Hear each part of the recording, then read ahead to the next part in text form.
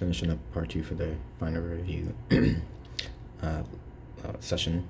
And we want to finish off with blood and the other systems. So looking at or cardiovascular system, I should say.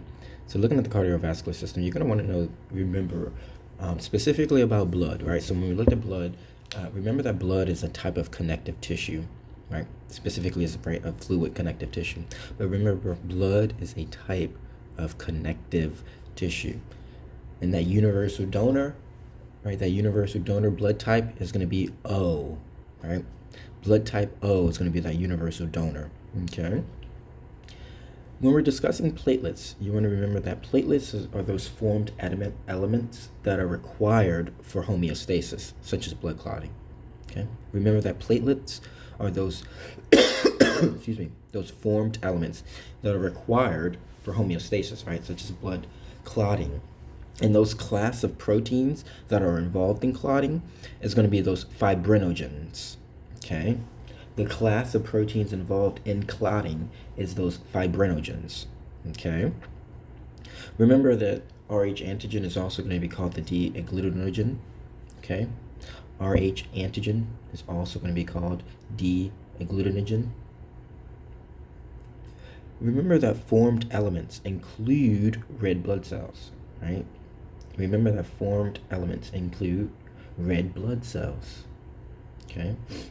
When we're discussing blood vessels, we see the adventitia, right? That's going to be the outermost layer of the blood vessel. It's going to be very thick, right? It's going to be composed of those collagen fibers, and we're also going to have some scattered bands of elastic fibers too. But remember that the adventitia is going to be the outermost layer of the blood vessel, okay?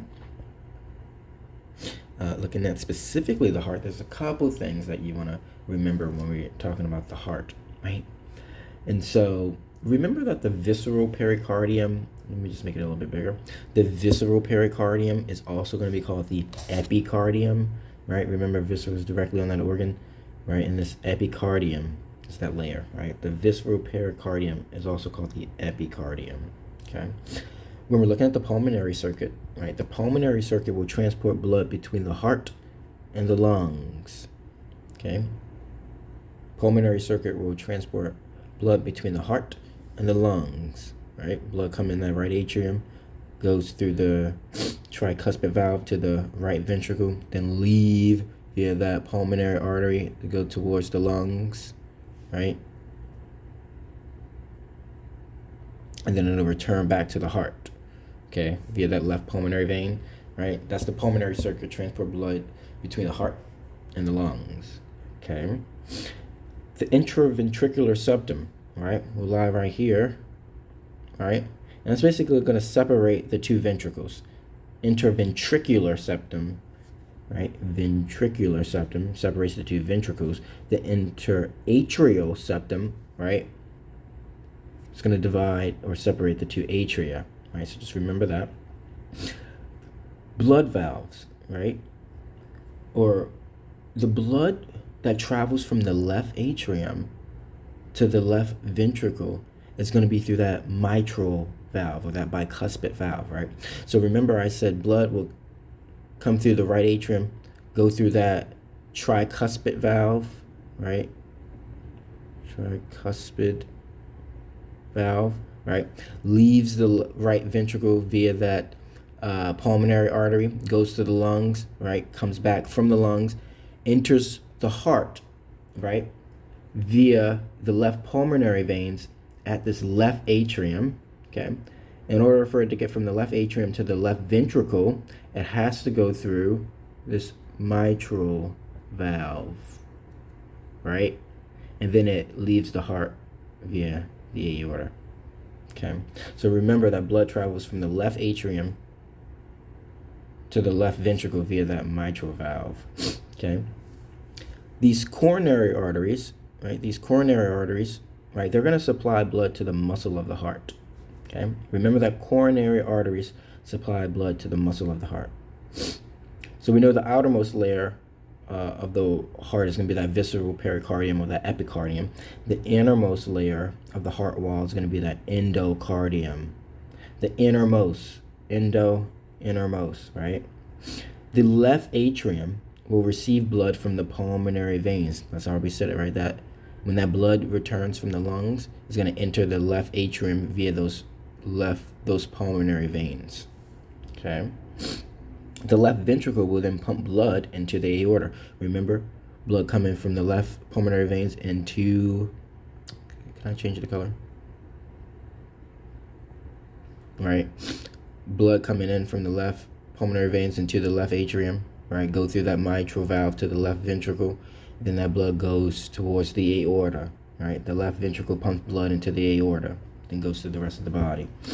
Okay. I also want you to remember that the largest vein in the body is going to be that great saphenous vein. Excuse me. The largest vein in the body is going to be the great saphenous vein. And we know that the inferior portion of the heart, right, is going to be called the apex. But the broad superior portion of the heart is going to be called the base.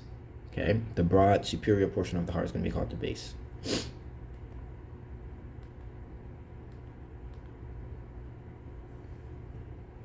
Okay.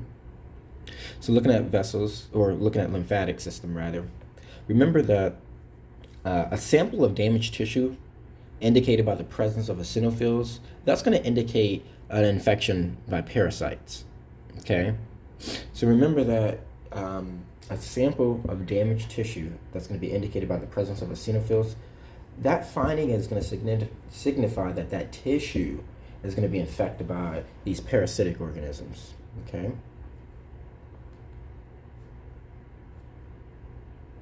Looking at the respiratory system, right, we want to remember that the lower respiratory tract begins at the larynx and extends into the alveoli. Okay. The lower respiratory tract begins at the larynx and extends into the alveoli. Remember that surfactant that was secreted, right? That surfactant will reduce the surface tension, right, in the fluid that coats the alveolar surfaces to prevent those alveoli from collapsing, right? That surfactant, right, reduce surface tension, okay?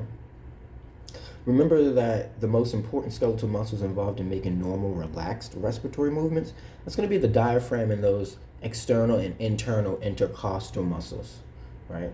Just for making normal, relaxed respiratory movements, right?